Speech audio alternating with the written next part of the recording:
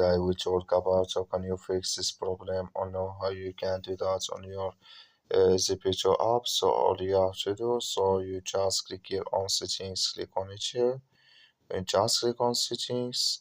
So then it's going to show for you list like this here.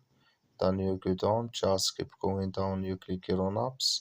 Come to apps this here, and then you're looking for Zepeto app, you just click on search.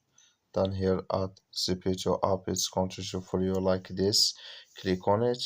Then it's going to take you to this list here. Click on for stop. Click on OK. Then you go down. Just click on storage. So you come to storage list here. Just click on clear cache. Then all you have to do. So you just go to your Play Store. Click on it here. And here you search for Zepeto app. It's going to show for you like this. You will find here update. Click on it, and it's going to work with you. That's all you have to do. Thank you for watching. Don't forget to support us by liking.